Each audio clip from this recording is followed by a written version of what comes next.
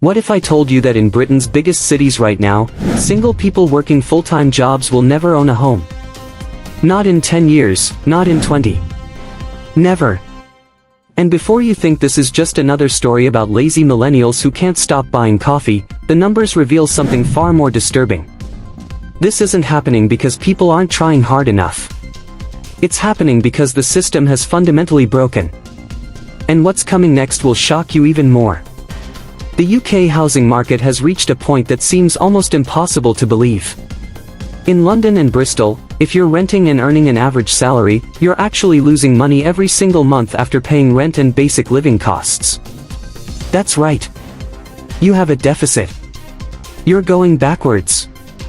Recent analysis shows the average London renter takes home around £3,000 monthly, but between rent at over £2,000 and basic living expenses, they're left with nothing. They're actually left £37 in the red every single month. But here's where it gets really interesting. While everyone's been focused on London, something completely different is happening in the northeast. Property prices there have surged by over 14% in just 1 year. Meanwhile, London's barely moving at 1%. The housing crisis isn't what you think it is. It's not uniform. It's not simple. And the solutions being pushed by politicians, they're missing the point entirely. If you want to stay ahead of the latest UK property and housing news, the stories that actually matter, and the trends that will affect your financial future, smash that like button right now. We're cutting through the noise and bringing you the facts that the mainstream outlets won't tell you. Trust me, by the end of this video, you'll understand why everything you thought you knew about the housing market is wrong. The average house price in the UK right now sits at around £270,000. Sounds somewhat reasonable, right? But the average first-time buyer deposit in Britain is now over £61,000. That's 20% of the purchase price. For most people in their 20s and early 30s, that figure alone is devastating enough. But in London, the average deposit has climbed to over £124,000, more than double the national average. Here's the reality that nobody wants to talk about. If you're earning the UK average salary of around £33,000 per year and you manage to save 10% of that, which is incredibly optimistic given rent and living costs, you're putting away £3,300 annually. At that rate, it would take you more than 18 years to save for a national average deposit. In London, you're looking at nearly 40 years. By that point, house prices will have increased so dramatically that your savings won't even matter. You'll be chasing a target that moves faster than you can run.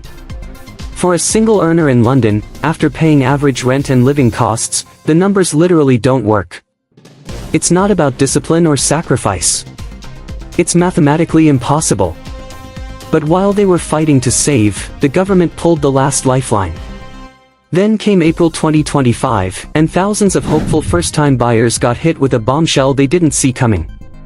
The government had temporarily raised the stamp duty threshold for first-time buyers to £425,000 back in 2022. That meant if you were buying your first home under that amount, you paid zero tax. It was one of the few lifelines available. Everyone knew it would end eventually, but when it did, the impact was immediate and brutal. From April 1st, that threshold crashed back down to £300,000. Overnight, a first-time buyer purchasing a £400,000 home went from paying nothing in stamp duty to owing £5,000. For many, that extra £5,000 or £6,000 was the difference between buying and giving up entirely. The property market saw a massive rush in March as buyers desperately tried to complete before the deadline. Then in April, sales collapsed by 66%. That's the biggest drop following a stamp duty change in modern history. The only segment that's been consistently strong is the luxury market, where wealthy buyers continue purchasing regardless of tax changes. The stamp duty change exposed something deeper. The housing market has split into two completely separate worlds. In one world, wealthy buyers continue transacting. In the other, ordinary earners are being systematically priced out. That policy wasn't the only trap. The place millions are stuck in is a financial black hole. Now, let's talk about the trap that's keeping millions of people stuck. Renting in Britain has become a financial black hole. The average monthly rent in England has hit £1,410. In London, it's nearly £2,740. Rents are rising everywhere, and they're rising faster than wages. Renters aged 19 to 29 are spending 34% of their income on housing costs. For low earners, that figure explodes to over 70%. The old financial rule that you shouldn't spend more than 30% of your income on housing is dead. It's been obliterated. When you're spending 40 to 70% of your income just keeping a roof over your head, saving for a deposit becomes fantasy. The average renter has seen their annual housing costs increase by over £250 compared to just 3 years ago. That's £2,500 that disappeared into rent payments that build equity for landlords, not tenants. The gap between what housing benefit covers and what rent actually costs is exploding. Experts predict this affordability gap will hit 25% or £180 monthly by 2029 for low-income renters. What happens to those people? Many face homelessness. Landlords have been leaving the market due to tax and regulation, reducing supply exactly when demand is surging. Prices keep climbing until they hit an affordability ceiling. When it's hit, rents don't fall. People just get evicted or become homeless. The crisis isn't coming. It's already here and it's accelerating. The numbers tell a terrifying story. 2.2 million people are now missing from the housing ladder.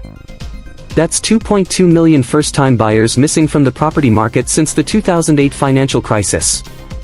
These are people who, under normal historical circumstances, would have purchased homes by now. The average age of a first-time buyer in England is now 33 years and 10 months. In London, the average first-time buyer is nearly 35. These are people in their 30s with established careers who still can't access home ownership. Analysis shows that if a first-time buyer today manages to purchase a property, they won't be mortgage-free until they're 62 years and 10 months old. Think about that. Decades of debt, with no chance to build wealth in your 40s and 50s. This has created what's now known as generation rent.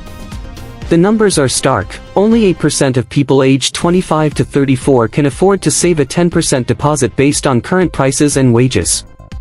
That means 92% of an entire generation cannot realistically access the property ladder without significant family help or inheritance. Research has found that home ownership is increasingly determined not by work ethic or financial discipline, but by circumstance. If the answer to, "Do you have parents who can gift you a deposit?" is no, your chances of ever owning a home have become vanishingly small. The system has evolved into one where property ownership is passed down through families, not earned through labor. It's becoming hereditary. The social implications are enormous. Birth rates fall, community cohesion weakens, and mental health deteriorates under the constant stress. But here's where the market starts to look truly bizarre. The market has fractured into completely different realities depending on where you look. The Northeast has experienced house price growth of 14.3% over the past year. The Northwest and Scotland are seeing strong growth of over 4%. Meanwhile, London managed less than 1%. The simple explanation is affordability. In regions where houses cost £200,000 or less, people on median incomes can actually buy. The market functions. In London and the Southeast, where average prices hover around £300,000 to £500,000, ordinary people have been completely priced out. The only buyers left are those with substantial wealth, and there aren't enough of them to sustain robust activity. Property choice is at a decade-high level in the most expensive areas. Translation: tons of homes are sitting on the market not selling. Sellers are stuck. They can't find buyers willing to pay their asking prices. The entire system has seized up because prices and wages have diverged so dramatically that the market can't function. Scotland presents an interesting case. They implemented rent controls to protect tenants, but the unintended result was that landlords left the market, supply reduced, and when the controls were lifted, rents surged. You can regulate prices all you want, but if there aren't enough homes for everyone, the underlying crisis remains. Just when things couldn't get more fragile, the government's own uncertainty hit the brakes. Late 2025 saw activity ground to a halt about 6 to 8 weeks earlier than the usual pre-Christmas slowdown. Why? Budget uncertainty. Speculation was rampant about potential property tax changes. Would they increase council tax? Would they replace stamp duty with an annual property tax? None of it actually happened. But the speculation alone was enough to freeze decision-making. Buyers at the early stages of their search paused. Sellers held off listing properties for the same reason. Estate agents reported the sharpest drop in buyer demand and new listings in years. The entire market essentially stopped, waiting to see what the chancellor would announce. This reveals something crucial about the current housing market: it's incredibly fragile. Confidence is brittle. People are so financially stretched, so uncertain about the future that even the hint of policy changes causes them to freeze. The market has lost its resilience because participants have lost their financial buffers. All of this leads back to the one solution politicians keep pushing, and why it's a lie. The political response has been consistent for decades: build more houses, just build more. The logic seems obvious: if we're short on housing, build more.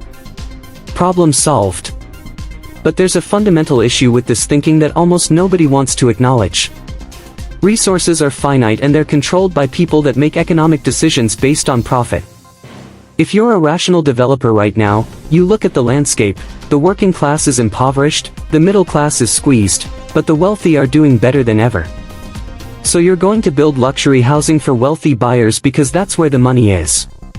You're going to build penthouses, not affordable family homes. For affordable housing, developers will use the cheapest materials and methods possible because they know buyers have no leverage. People desperate to get on the ladder will accept whatever they can get.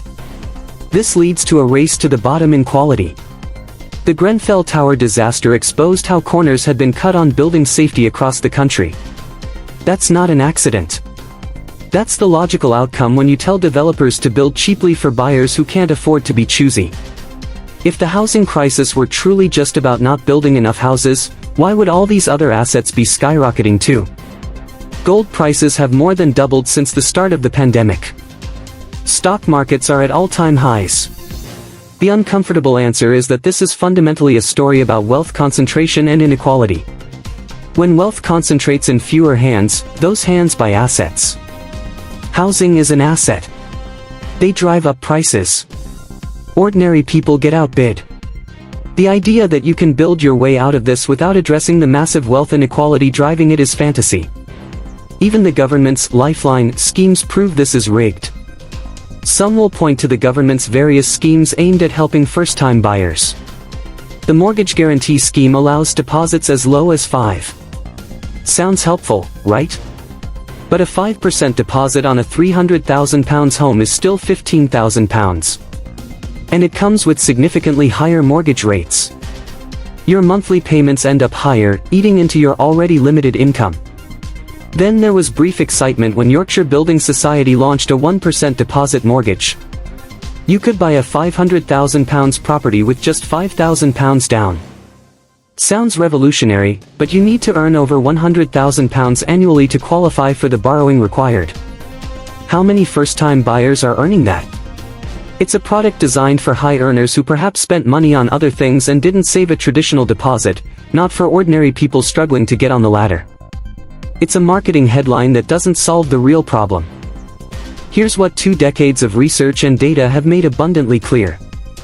The UK housing affordability crisis is not primarily a housing crisis. It's a wealth inequality crisis that manifests most visibly in housing because everyone needs somewhere to live. When wealth concentrates in fewer hands, those hands buy housing. This drives up prices. Ordinary people lose. Historical data supports this. In the Victorian era, when Britain had extreme inequality, housing was not affordable for ordinary people. We had a brief historical moment of broad-based home ownership after World War II, but that was the anomaly, not the norm.